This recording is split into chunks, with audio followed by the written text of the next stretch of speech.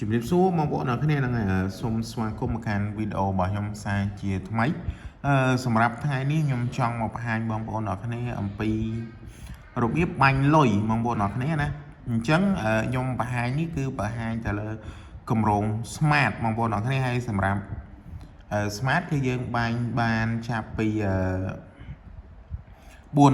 ងប្អូនអ្នកគ្នាណា$4អញ្ចឹងគឺយើងអាចបាញ់បានគេថា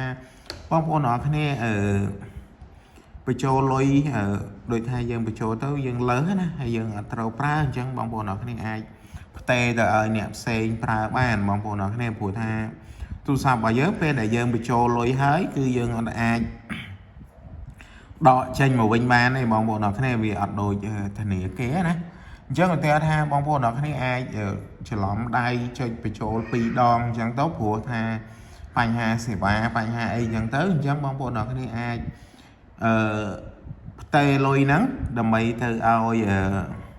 លេខមួយទៀតជាលេខរបស់យើងមួយក៏លេខរបស់អ្នកផ្ទះអីចឹងទៅបងប្អូនអ្នកគ្នានិយាយទៅគឺ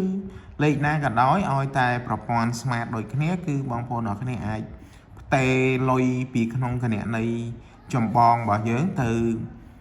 លេខទូរស័ព្ទមួយទៀតបានបងប្អូនអ្នកគ្នាណាហ្នឹងហើយដោយបងប្អូនអ្នកគ្នាគ្រាន់តែមើលវីដេអូរបស់ខ្ញុំតាំងពីដើមរហូតដល់ចប់ខ្ញុំនឹងបង្ហាញបងប្អូនអ្នកគ្នាឲ្យចេះបាញ់លុយតែម្ដងបងប្អូនអ្នកគ្នាណាហ្នឹងហើយវីដេអូនេះគឺខ្ញុំរៀងវាញបន្តិចហើយបងប្អូនអ្នកគ្នាហ្នឹងហើយអញ្ចឹងបងប្អូនអ្នកគ្នាអាចទស្សនាមួយទៅគឺបងប្អូនអ្នកគ្នានឹងធ្វើបានហើយហ្នឹងហើយអញ្ចឹងដើម្បីកុំឲ្យខាតពេលយូរខ្ញុំធ្វើការបង្ហាញតែម្ដងដើម្បីបាញ់លុយបានណាបងប្អូនអ្នកគ្នាគឺបងប្អូនអ្នកគ្នាត្រូវឧទាហរណ៍ថាបងប្អូនអ្នកគ្នាចង់បាញ់$4បងប្អូនអ្នកគ្នាណាអញ្ចឹងបងប្អូនអ្នកគ្នាត្រូវមានលុយយ៉ាងតិចគឺ$4 20 សេនហ្នឹងហើយបងប្អូនអ្នកគ្នាគឺ$4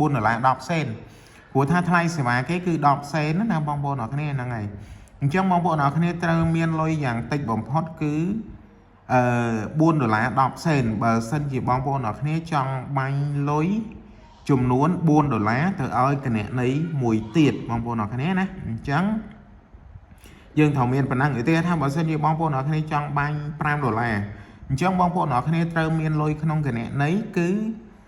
$5 10 សេនបងប្អូនអ្នកគ្នាណាហ្នឹងហើយបងប្អូនអ្នកគ្នាត្រូវប្រកាសខាងចំណុចហ្នឹងបើសិនយើងចង់បាញ់$2អញ្ចឹងបងប្អូនអ្នកគ្នាត្រូវមាន$2 10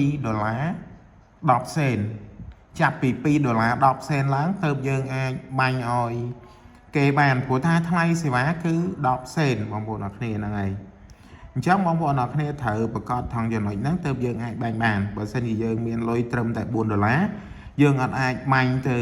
អ្នកផ្សេងបានទេព្រោះថាអត់មានថ្លៃសេវាឲ្យគេបងប្អូនអ្នកគ្នាណាហ្នឹងហើយអញ្ចឹងដើម្បីកុំឲ្យខាតពេលយូរខ្ញុំបង្ហាញលេខកូដតែម្ដង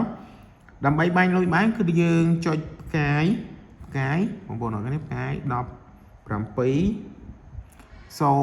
ដើមហើយផ្កាយហើយយើងដាក់លេខ03ដើមហើយផ្កាយមួយទៀតហើយបងប្អូនអ្នកគ្នាគឺយើងចុចលេខទូរស័ព្ទណាគេថាលេខដែលយើងបាញ់ទៅហ្នឹងគឺលេខ096ហើយសុំទោស096ប្រហែលទៀត54ឬមួយក៏អីចឹងមក36អីចឹងមកបងប្អូនអ្នកគ្នាគឺលេខទូរស័ព្ទដែលយើងបាច់ចង់បាញ់ទៅហ្នឹងបងប្អូនអ្នកគ្នាណាគេថាលេខហ្នឹងអញ្ចឹងទៅបងប្អូនអ្នកគ្នាព្រោះថាលេខនេះខ្ញុំចុចអត់នេះណាបងប្អូនអ្នកគ្នាខ្ញុំចេះតែចុចទេហ្នឹងហើយអញ្ចឹងគេថាលេខហ្នឹងអញ្ចឹងទៅហើយយើងចុចផ្កាយមកហើយបងប្អូនអ្នកគ្នាដាក់លេខ4មកហើយត្រង់ជ្រូកបងប្អូនអ្នកគ្នាណាហ្នឹងហើយបញ្ជាក់បងប្អូនអ្នកគ្នាកន្លែងនេះកន្លែងហ្នឹងគឺយើងត្រូវចុចកុំឲ្យខុសបងប្អូនអ្នកគ្នាណាបើសិនជាខុសតាមមួយលេខគឺចូលគេហើយបងប្អូនអ្នកគ្នាអត់អាចយកមកវិញបានទេហ្នឹងហើយបើសិនជាចូលទៅគេណាអញ្ចឹងបើសិនជាចូលទៅគេតោះតែបងប្អូនអ្នកគ្នាអាចដូចថាតេទៅដើម្បីសុំឲ្យគេបាញ់មកវិញហើយបើសិនជាក្នុងករណីដែលគេចេះបាញ់គឺទៅគេអាចបាញ់មកយើងបានអញ្ចឹងទៅបងប្អូនអ្នកគ្នាបើសិនជា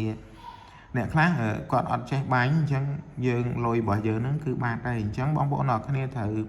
ប្រយ័ត្នត្រង់ចំណុចហ្នឹងចំណុចលេខទូរស័ព្ទហ្នឹងបងប្អូនអរគ្នាគឺចុចកុំឲ្យខុសហ្នឹងហើយយើងពិនិត្យមើល2 3ដងហើយយ៉ាងទៅដើម្បីកុំឲ្យខុសណា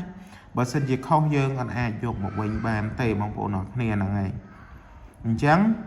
ពេលដែលយើងដាក់បែបហ្នឹងហើយយើងបញ្ជូនមកបងប្អូនអរគ្នាពេលដែលបញ្ជូនហើយខាងក្រុមហ៊ុនគាត់នឹងតម្លាក់សារយើងមួយហើយថាតើយើងចង់និយាយថាយើងបាញ់លុយទៅហ្នឹងបានដោយជោគជ័យឬមួយក៏អត់បងប្អូនអរគ្នាហ្នឹងហើយចង់ផ្លេចនិយាយណាហ្នឹងហើយអរគុណច្រើនបងប្អូនអរគ្នាសម្រាប់ការតាមដានវីដេអូមួយនេះតាំងពីដើមរហូតដល់ចប់ណាបើសិនជាចូលចិត្តសូមជួយចុច like ចុច subscribe ដាក់សញ្ញារូបកណ្ដឹងឲ្យម្នាក់មួយផងបងប្អូនអរគ្នាអរគុណច្រើនចំពោះការតាមដានវីដេអូមួយនេះតាំងពីដើមរហូតដល់ចប់